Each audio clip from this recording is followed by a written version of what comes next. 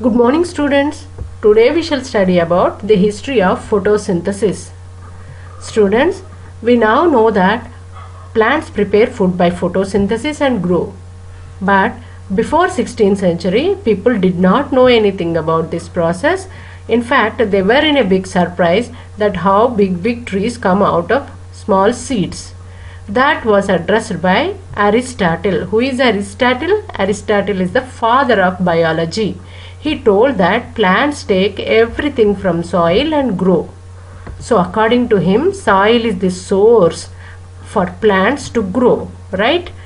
But this was not accepted by many, and in 1648 another scientist, von Helmont, came up.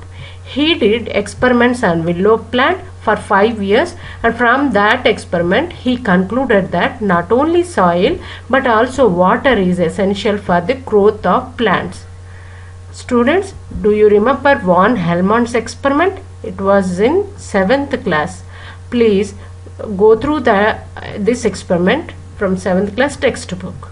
Next, in 17th century, Stephen Hales, he came up and he told that though plants take water, most of the water is transpired out, lost out by a process called as transpiration, and leaves are the organs of transpiration.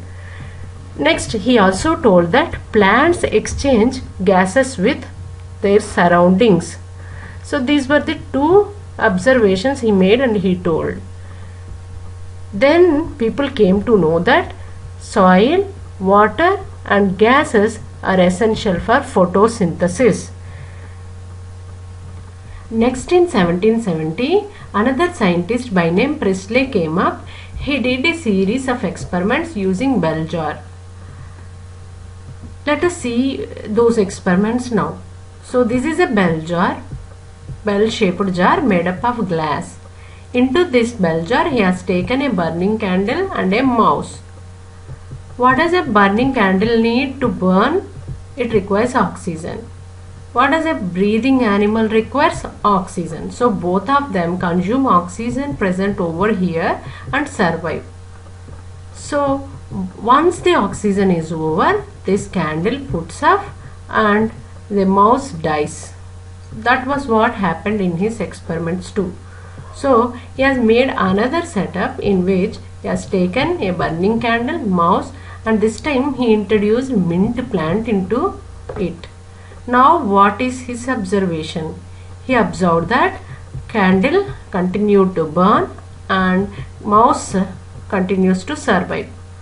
So from this experiment he has concluded that plants restore the air what breathing animals and burning candle remove. So burning candle and breathing animal are removing what? Oxygen. And what is added by plants? Oxygen. But in those days, at that time, the term oxygen was not there. But this was the mark of the discovery of oxygen. He actually discovered oxygen. He told that plants are adding breathable component to the air. And that breathable component is oxygen. But that term was not there. That term was later coined by Lavoisier in the year 1775. So now, who discovered oxygen means you have to write Priestley. Who coined oxygen means you have to say Lavoisier. Got it, students? So ఇక్కడ ఈ ఎక్స్పెరిమెంట్లో Presley ఏం చేశాడంటే ఒక bell jar తీసుకొని అందులో ఒక burning క్యాండిల్ని మౌస్ని పెట్టాడు. ఈ రెండిటికి ఆక్సిజన్ కావాలి, బర్నింగ్ ఆక్సిజన్ కావాలి, ఇది బ్రీత్ అవడానికి ఆక్సిజన్ కావాలి. అవి రెండు ఆక్సిజన్ తీసుకొని సర్వైవ్ అయినాయి. So after some time oxygen అయిపోయిన తర్వాత క్యాండిల్ పుట్ ఆఫ్ అయిపోయింది, మౌస్ కూడా చనిపోయింది. దెన్ ప్రెస్లీ ఏం చేశాడంటే ఇంకో సెటప్ తీసుకొని అందులో burning candle, mouse, then mint ప్లాంట్ని ఇంట్రడ్యూస్ చేసినాడు.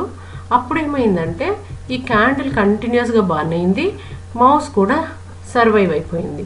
సో ఈ ఎక్స్పెరిమెంట్ నుంచి ప్రెస్లీకి అర్థమైంది ఏంటంటే ఈ బర్నింగ్ క్యాండిల్, మౌస్ రిమూవ్ చేస్తున్న కాంపోనెంట్ ఏదైతే ఉందో ఎయిర్లో దాన్ని ప్లాంట్స్ యాడ్ చేస్తున్నాయి అనుకున్నాడు. అంటే ప్లాంట్స్ ఆక్సిజన్ని యాడ్ చేస్తున్నాయి. మనకు తెలుసు ఆక్సిజన్ అని, బట్ ఆక్సిజన్ అనే టర్మ్ అప్పట్లో లేదు. ఈ విధంగా ఆక్సిజన్ ప్రెస్లే కనుక్కున్నాడు, కానీ ఆక్సిజన్ అనే టర్మ్ ఇవ్వలేదు. ఆ టర్మ్ని లెవాయిజర్ ఇచ్చాడు in 1775. Got it? So next, this is the mark of the discovery of oxygen. Next is Ingenhousz. In 1779, John Ingenhousz, he performed experiments on hydrilla plant.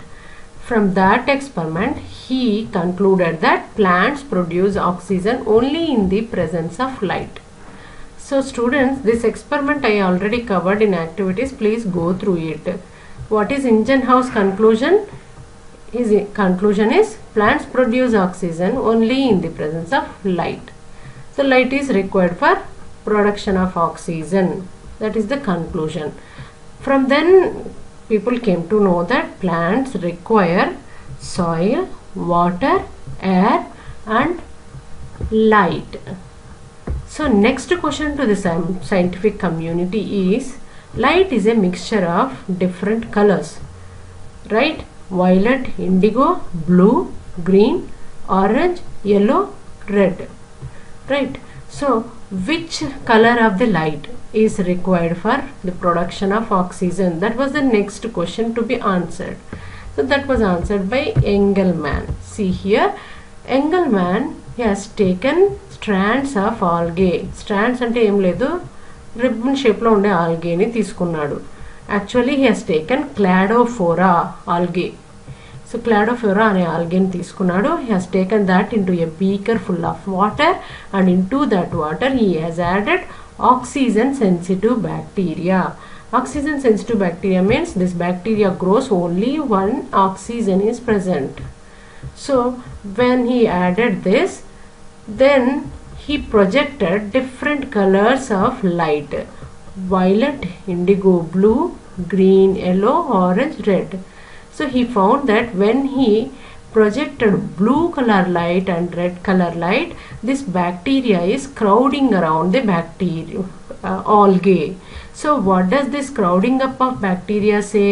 That oxygen is more there, more that time.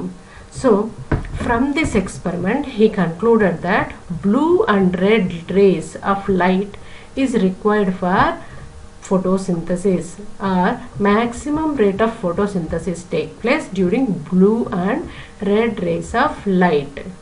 So ఏం లేదు, ఎంగల్మ్యాన్ ఏం చేశాడంటే ఒక beaker తీసుకొని అందులో ribbon shaped ఆల్గేని తీసుకున్నాడు.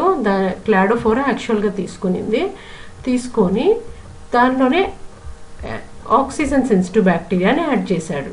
Oxygen sensitive bacteria అంటే అది ఆక్సిజన్ ఉన్న చోట్ల మాత్రమే గ్రో అవుతుంది, మిగతా చోట్ల ఉండదు, ఆర్ ఇట్ డైస్ ఆఫ్, అది లేకపోతే, ఆక్సిజన్ లేకపోతే. సో తీసుకున్న తర్వాత డిఫరెంట్ కలర్స్ ఆఫ్ లైట్ని దాని మీద ప్రొజెక్ట్ చేశాడు. అప్పుడు అతని అబ్జర్వేషన్ ఏంటంటే బ్లూ అండ్ రెడ్ రేస్ వేసినప్పుడు ఈ బ్యాక్టీరియా వెళ్ళి ఆల్గే చుట్టూ క్రౌడ్ అవుతుంది. అంటే మీనింగ్ ఏంటి?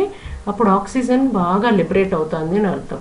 ఆక్సిజన్ బాగా లిబరేట్ అవుతుందంటే అప్పుడు మ్యాక్సిమం ఫోటోసింథసిస్ జరుగుతుంది అని అర్థం. సో దీన్ని బట్టి blue and red light is required for photosynthesis అనేది కనుక్కున్నాడు.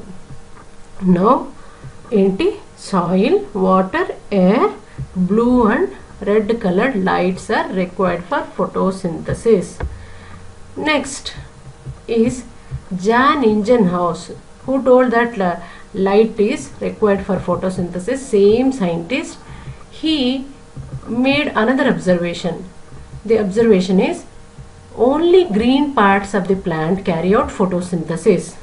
So plant contains green color in certain parts, leaves, young stems, fruits, there are green parts, right? So only green parts perform photosynthesis and non-green parts do not perform photosynthesis. That was his observation. Next, scientists want to know what is that green color present in the plant parts. For that, in 1817, Pelletier and Cavendish, these were the two scientists, they actually extracted that green color substance from the plants and called it as chlorophyll. Chloro means green, phyll means leaf. Now scientists want to know where this green colored substance is present inside the cell. So those were the days when cell biology was developing. So scientists have the idea about cell structure and cell organelles. So they want to know where these chlorophyll molecules are present inside the plant cells, whether they are spread throughout the cell or they are localized to any special cell organelle. So that was addressed by Junius von Sachs.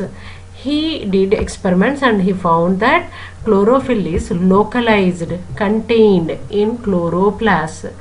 Then scientists want to extract or isolate this chloroplast from the plant cells so that they can do their photosynthesis experiments on chloroplast. So for that they want to cut open the cell and extract the chloroplast. But cell is very minute, tiny, right? So if cell is cut, chloroplast may be cut. But it was Daniel I. Ornan in 1954 isolated intact chloroplast, means unbroken chloroplast. Got it, students? So this is the history of photosynthesis. Children, the questions will be asked as objective type in this part. So please go through the names of scientists and their contributions. But you may get essay type question from Presley's experiment. You can expect essay type question from Presley's experiment. That's it, students. Thank you.